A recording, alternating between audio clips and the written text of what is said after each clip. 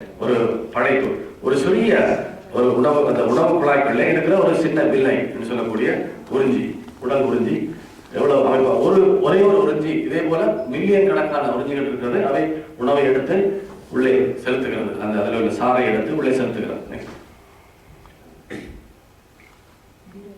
இந்த குடல் புண்கள்ல 2 வகை சொன்னேன். ஒன்று இறப்பையிலே வரக்கூடிய இது கேஸ்ட்ரிக் அல்சர் சொல்லக்கூடியது, இன்னொன்று முன் சிறுகுடலில் வரக்கூடியது, அது டியோடினல் அல்சர் சொல்வது. இது 2க்கும் நிறைய வித்தியாசங்கள் இருக்கும். இந்த இறப்பையிலே புண் இருக்கிறவர்கள் அவர்கள் கூடுதலாக மெலிந்து காணப்படுவார்கள். இந்த முன் சிறுகுடலிலே புண் இருக்கிறவர்கள் குண்டாக இருப்பார்கள்.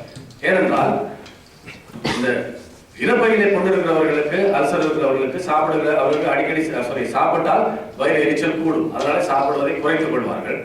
முன்சிறுகுடலிலே புண் இருக்கிறவர்கள் என்ன செய்வார்கள் என்றால் அடிக்கடி சாப்பிடுவார்கள். அவர்கள் சாப்பிட்டதுனால இந்த வலி குறையும், அதனால அடிக்கடி சாப்பிடுவார்கள், குண்டாக இருப்பார்கள். இப்படி இந்த இதை வச்சு நாங்கள் ஈஸியாக கண்டுபிடிச்சிடலாம். அதுக்கு காரணங்களும் அது வேறுவராக இருக்கிறது. அடுத்து இது பெருங்குடல்,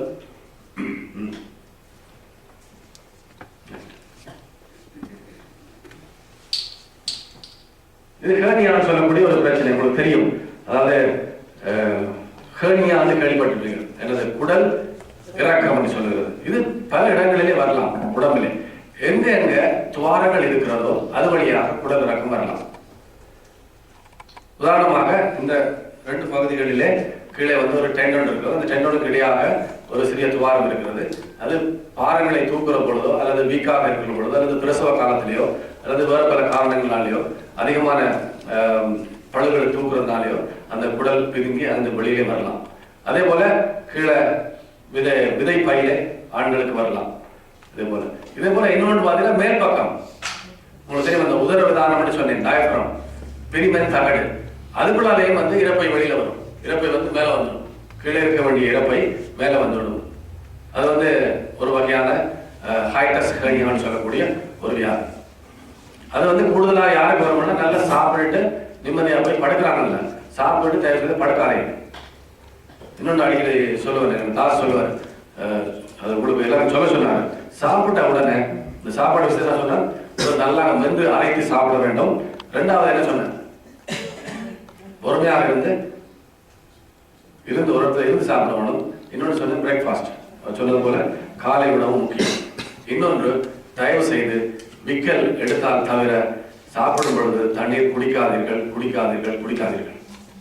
சாப்பிடும் போது நிறைய பேருக்கு தண்ணி குடிக்கிற பழக்கம் இருக்கிறது. சாப்பிட்டுட்டு தண்ணி குடிக்கிறது நல்லதாக நான் பிறகு சொல்லுவேன். ஒரு நாளைக்கு குறைஞ்சது 2 அல்லது 3 லிட்டர் தண்ணி குடிக்க வேணும். ஆனால் சாப்பிடும் பொழுது தயவு செய்து தண்ணி குடிக்காதீர்கள். அதுக்கு பல காரணங்கள் நான் சொல்லுகிறேன்.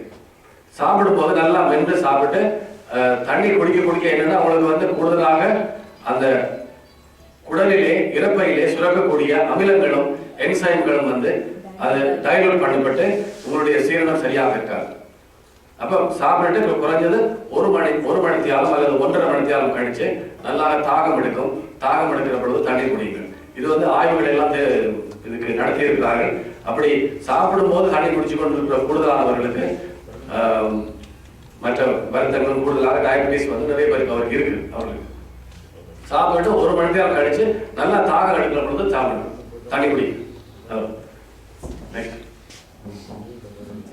அந்த ஹைட்டஸ் ஹேர்னியான்னு சொல்லி குடல் பகுதி மேலே வந்துவிடும். சாப்பிட்டு படுக்கக்கூடாது எப்பவுமே. அப்பெண்டிக்ஸ், இதை பற்றி நான் காலையில் சொல்லிட்டேன். ஈரல் இது ஒரு முக்கியமான உறுப்பு, உங்களுக்கு தெரியும். பல எங்களுடைய உடம்பில் இருக்கக்கூடிய ஒரு முக்கியமான தொழிற்சாலை. எப்படி ஒரு பொருட்களை உற்பத்தி பண்ணுவதற்கு, விஷயங்களை உற்பத்தி பண்ணுவதற்கு, எல்லாத்தையும் உபகரணங்களை உற்பத்தி பண்ணுவதற்கு, சக்தியை உற்பத்தி பண்ணுவதற்கு ஒரு தொழிற்சாலை தேவையோ, அதே போல இதுல எல்லா விதமான உடம்புக்கு தேவையான பல விஷயங்கள் இங்கே உற்பத்தி செய்யப்படுகின்ற ஒரு தொழிற்சாலை. இதுலதான் உங்களுக்கு இதனுடைய உள் அமைப்பை பார்த்தீங்கன்னா அப்படி இருக்கும், ஒரு தொழிற்சாலை மாதிரி இருக்கும். ஒவ்வொன்றும் பல்வேறு பணிகளை செய்கிறது ஈரலுக்குள்ளாக. இங்க கிளைக்கோஜன் குளுக்கோஸ் கிளைக்கோஜனாக மாறுகிறது, அது இதாக மாறுகிறது, கொழுப்பாக மாறுகிறது, கொழுப்பு அதாக மாறுகிறது, அதுல இருந்து பித்தம் சுரக்கிறது. இப்படியாக பல பணிகள், அங்கிருந்து சக்தி புறப்படுகிறது. இப்படி பல்வேறு பணிகளை இந்த ஈரல் செய்கிறது. அடுத்து நெக்ஸ்ட் மண்ணீரல், இதுல சொன்ன முக்கியமான உறுப்பு இது வந்து இன்றைக்கு பல ஆண்டுகளாக விஞ்ஞான மருத்துவத்திலே இதனுடைய பணி பெருசாக தெரிவதில்லை.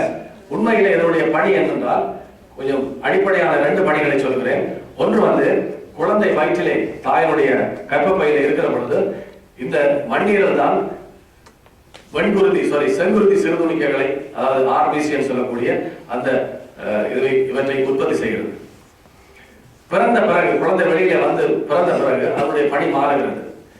எது பிறப்பை கொடுத்ததோ அது வந்து இறப்புக்கு காரணமாக இருக்கிறது. அந்த செங்குருதி சிறுதுணிக்கைகள் ஒரு குறிப்பிட்ட காலம் உயிரோடு இருக்கும். 120 நாட்கள் அந்த செங்குருதி சிறுதுணிக்கைகள் உயிரோடு இருக்கும். அது பிறகு புதுசு புதுசா வந்துகிட்டே இருக்கும். அந்த பழைய செங்குருதி சிறுதுணிக்கைகள் எங்க போகும்னா அந்த ஸ்பிளினுக்கு தான் போகும். சுடுகாடு மாதிரி இங்க போய் அழிந்து திரும்ப இது வேற ஒரு புரதமாக மாறி அந்த புரதங்கள் தான் எங்களுடைய இம்யூனிட்டி, நோய் எதிர்ப்பு சக்தியை உருவாக்கக்கூடிய இம்யூனோகுளோபுலின் என்று சொல்லக்கூடிய நோய் எதிர்ப்பு சக்தியை உண்டு பண்ணக்கூடிய அந்த இதை உற்பத்தி செய்கிறது இந்த மண்ணீரல். ஆனால் மருத்துவர்கள் என்ன செய்கிறார்கள் என்றால் இன்றைக்கு இது நடந்து கொண்டிருக்கிறது பெரிய படுகொலை. என்ன நடக்கிறது என்றால் இது கொஞ்சம் வீங்கி விட்டதென்றால் அது பல்வேறு வியாதிகளை காரணமாக இருந்தால் எடுத்து விடுகிறாங்க. ஸ்பிளீனெக்டமி என்பது ஒரு சாதாரண ஒரு சர்ஜரியாக போய்விட்டது. கண்டிப்பாக அதை செய்யக்கூடாது. அதிலே புற்றுநோயோ அல்லது வேற வருத்தங்களோ வந்தால் தவிர கண்டிப்பாக மண்ணீரலை எடுக்கக்கூடாது. அது வந்து ஒரு முக்கியமான விஷயம். நெக்ஸ்ட், பித்தப்பை தெரியும் உங்களுக்கு. பித்தப்பைக்கு பெருசா ஒன்றும் வேலை இல்லை. அவர் ஈரலுடைய பணிக்கு ஒரு உறுதுணையாக இருக்கிறார், அவ்வளவுதான். ஈரலிலே வரக்கூடிய கல்லீரலிலே வரக்கூடிய பித்தம், அங்கே சுரக்கக்கூடிய பித்தத்தை சேமித்து வைத்து எப்பொழுதெல்லாம் தேவைப்படுகிறதோ அப்பொழுதெல்லாம் மன்சூர் குடலுக்கு அனுப்பி கொண்டிருக்கிறது. ஆனா அதிலே பல காரணங்களாலே, இன்ஃபெக்ஷனாலே, சில கிருமிகளினாலே இந்த பித்தப்பைகள் ஏற்படுகிறது. இது குறிப்பாக எங்களுக்கு மருத்துவத்திலே படிப்பிக்கும் போது சொல்வார்கள், இந்த 5 F ஞாபகம் வச்சிருக்க வேண்டும். ஒன்று வந்து ஃபீமேல், பெண்களுக்கு அதிகமாக வருகிறது, F, first F. Second F, யார் ஃபேட்டியாக இருக்கிறார்களோ, குண்டாக இருக்கிறார்களோ அவர்களுக்கு அதிகமாக வருகிறது. 4வது F வந்து ஃபேட்டி ஃபுட், யார் வந்து கொழுப்பு உணவுகளை அதிகமாக எடுக்கிறார்களோ அவர்களுக்கு வருவதற்கு வாய்ப்புகள் இருக்கு. அடுத்த F வந்து 40 வயது ஏற்படுறது பொறுத்து வரும். இதே போல பல விஷயங்களை வந்து இந்த பல காரணங்களால இந்த பித்தப்பை கற்கள் வருது. ஆனா இது வந்து இந்த கல்லு இந்த பித்தப்பைக்கு உள்ளே இருக்கிற வரைக்கும் பிரச்சனை இல்லை. சைலண்ட் ஸ்டோன் சொல்லுவாங்க, அப்படி இருக்கும். இதுல வந்து பிக்மெண்ட் ஸ்டோன், கொலஸ்ட்ரால் ஸ்டோன் இருக்குது. 2 வித்தியாசம். கொலஸ்ட்ரால் ஸ்டோன் வந்து பெருசா ஒன்றும் செய்யாது, எங்கேயும் போய் யாருக்கும் தொந்தரவு செய்யாது. ஆனால் அந்த பிக்மெண்ட் ஸ்டோன் சொல்லக்கூடியது கற்கள், சிறுநீரக கற்கள் சொல்லுவாங்க, நம்மளுடைய கற்களை போல இருக்கும்.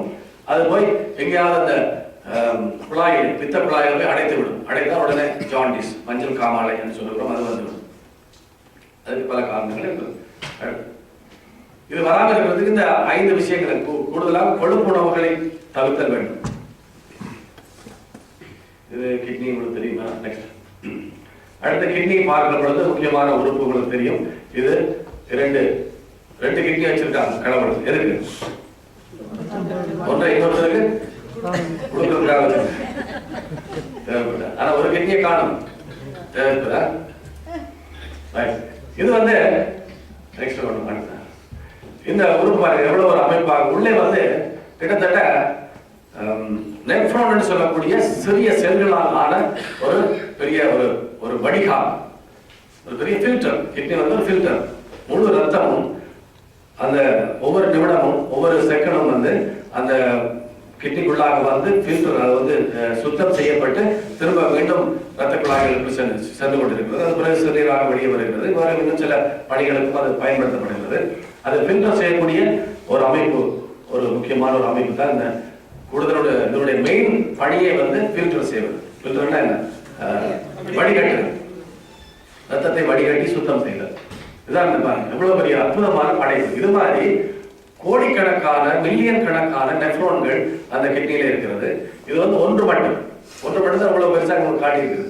இதுல பாருங்க, நல்ல இந்த பக்கம் ஆர்டரி, அந்த பக்கம் வெயின், நல்ல ரத்த குழாய், கெட்ட ரத்த குழாய். இதுல வந்து ஃபில்டர் ஆகி, இது 2க்கு இடையில ஃபில்டர் ஆகி அந்த பக்கம் வந்து நாளம் வழியாக திரும்ப அது போய்விடும். பாருங்க எந்த அளவுக்கு இதனுடைய அமைப்பு இருக்கிறது. இதெல்லாம் சேர்ந்து கலெக்ட் ஆகி இது வந்து இதெல்லாம் திரும்ப பல இது மாதிரி குழாய்கள்லாம் சேர்ந்து நேரம் எங்க போகுதுன்னா சிறுநீர் பைக்கு போகுது. அதான் வந்து யூரிக்லன்னு சொல்லக்கூடிய. அதுல வந்து முக்கியமாக நிறைய பேருக்கு இருக்கிற பிரச்சனை கல், கிட்னி ஸ்டோன் சொல்லுவோம். கிட்னி ஸ்டோன் எப்படி வருகிறது? அதுக்கு பல காரணங்கள் இருக்கிறது. தயவு செய்து ஒரு குறிப்பிட்ட வயதுக்கு மேலே பால் பால் பால் எவ்வளவு ஒரு ஆணித்தரமா சொல்றாங்க. நிறைய ஆய்வுகள் செய்திருக்கிறார்கள். அதனால நோயாளிகளுக்கு அல்ல, சாதாரணமாக எந்தவித நோயும் இல்லாமல் இருக்கிறவர்கள் முடிந்தவரை ஒரு குறிப்பிட்ட வயதுக்கு மேலே பால் அருந்துவதை நிப்பாட்டுவது நல்லது. நம்ம இவ்வளவு சொன்னாங்களா? என்ன பேர் எங்க நம்ம ஊர்ல சாப்பிட்ற பால் வர, இங்க சாப்பிட்ற பால் வர. அங்க வந்து உங்களுக்கு தெரியும், தண்ணி எல்லாம் கலந்து பல இதுகள் செய்யலாம். ஆனா இங்க வந்து அந்த பெர்சன்டேஜ் வைஸ் பார்க்கும்போது முடிந்த வரைக்கும் ஒரு வியாதி அல்லது வருத்தம் அல்லது உணவு எடுக்க முடியல அப்படிங்கிற சூழ்நிலையில அந்த பால் அருந்தலாம். தவிர ஒரு பால் மில்க் இஸ் சைலண்ட் கில்லர் சொல்றோம். ஏனென்றால் ஒரிஜினல் நாங்கள் வீட்டுல மாடு வளர்த்து அந்த பாலை குடிக்கிற பொழுது பிரச்சனை இல்லை, எப்ப வேணாலும் குடிக்கலாம். ஆனால் இங்கே நாங்கள் எடுக்கப்படுகிற, இங்கே வாங்கப்படுகிற ஒவ்வொரு பாலும் தொலைக்காட்சியில நல்லா ரெக்கார்ட் பண்ணுங்க, யாராவது கேஸ் போட கூட பரவாயில்ல. இங்கே செய்யக்கூடிய வரக்கூடிய பால் எப்படி எடுக்கிறாங்க உங்களுக்கு தெரியும். பெரிய மாட்டு பண்ணைகளிலே அதுக்குரிய ஹோமோனை செலுத்துகிறார்கள். மாடுகளில் இருந்து எவ்வளவுக்கு பாலை கறக்கலாம், 24 மணி நேரம் காலையில பால் கறப்போம் அல்லது இரவு பால் கறப்போம். சுத்தமான பால் ஒன்றும் பிரச்சனை இல்லை, எந்த விதமான இது இருக்காது எங்கிற ஊர்களில். இங்க வந்து ஆக்சிடோசின் என்று சொல்லக்கூடிய ஹோமோன், அந்த ஹோமோன் வந்து மாட்டுக்குள்ள போய்கிட்டே இருக்கும். அது தொடர்ந்து போயிட்டு இருக்கும். பால் மாடு பால் சுரந்து கொண்டே இருக்கும். மாடு ஆசையா அப்படியே நிற்கும். நீங்க பண்ணைகளுக்கு பதில் அது எப்படி திரும்பாது. அதனால நாங்க அப்படி இருக்கோம். அப்ப அதை குடிச்சா அதே கொண்டு வரும். அங்க சொல்லுவாங்க, இந்தியாவில் பாரு எருமை மாதிரி போறான் அப்படின்னா, இல்ல அவன் எருமை பால் குடிச்சிருப்பான். பன்றி கறியை சாப்பிட்டா பன்றி மாதிரி தான் இருப்பான். தப்பா நினைச்சுக்காதீங்க, இதெல்லாம் சாப்பிடாங்க சேர்த்து. அடுத்து வர பன்றின்னு சொல்லும் போதுதான் ஒரு இது வருது எனக்கு. ஒரு மாணவர் வந்து நாங்கள் அங்க கல்லூரியில் இந்தியாவில் அந்த ஒரு எய்ட்ஸை பத்தி ஒரு கட்டுரை, ஒரு கவிதை போட்டி வச்சோம். அப்போ ஒரு மாணவர் வந்து அழகா எழுதியிருந்தான். சும்மா 4 லைன் தான் எழுதினான் கவிதை. ஒரு பன்றி மனிதர்களை பார்த்து சொல்லுகிறது, மனிதர்களே மூளை காய்ச்சல், உங்களுக்கு தெரியும் பிரெயின் ஃபீவர் வந்து ஒரு காலத்துல அந்த பன்றியினால பரவுது அப்படின்னு ஒரு இது வந்து. அப்ப மனிதர்களே மூளை காய்ச்சல் எங்களால் பரவுகிறது என்று எங்களை சுட்டுக் கொண்டீர்களே, எது அப்படி சொல்லுது. ஆனால் இப்பொழுது எய்ட்ஸ் நோய் உங்களால் பரவுகிறதே, உங்களை யார் சுட்டுக் கொள்வது? இது மாதிரி என்ன சொல்லிட்டு இருந்தோம், இந்த பாலை பற்றி. அப்ப அந்த பால் அங்கே அந்த ஹோமோன் ஆக்சிடோசின் சொல்லக்கூடிய அந்த ஹோமோனை செலுத்தி மாட்டிலே முடிந்தவரை இந்த பாலை கறந்து விடுகிறார்கள். அந்த மாடு வந்து குறைந்தது கூடியது 3 வருடங்கள் தான் உயிரோடு இருக்கும் என்ற